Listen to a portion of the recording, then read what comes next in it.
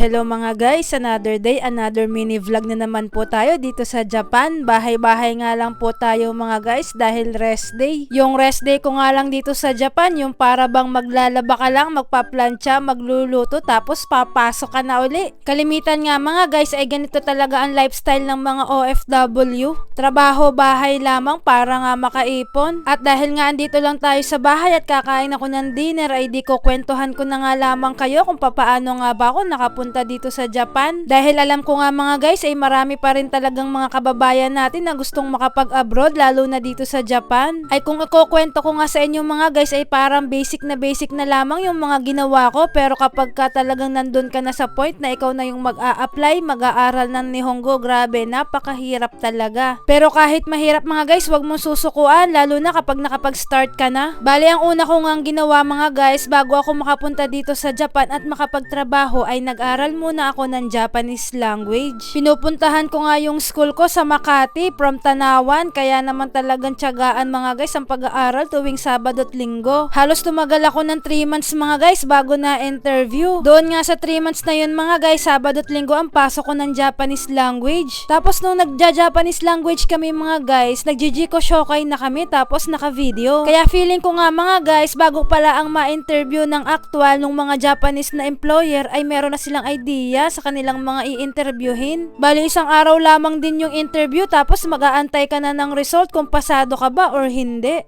Matagal-tagal din mga guys yung pinag-antay ko bago ko nalaman na nakapasa nga pala ako. Nung nakapasa nga ako mga guys ay pinagkumpleto kagad nga kami ng mga requirements. Bali pala mga guys, 5 kaming magkakaklase na napasa lang sa interview, puro kami mga babae, 2 lang ang natanggap sa amin. Tapos hindi kami magkasabay umalis mga guys, nauna si ate sa akin kasi urgent ata siya. Nung makompleto ko nga mga guys yung aking mga requirements, sumalang naman tayo sa medical. Wala naman tayong sabit sa medical mga guys, bali nagpapasta lang ako ng teeth. Tapos nga nung malapit na kaming makaalis ay pinag-OWA orientation naman kami. Tapos flight na ang kasunod nun.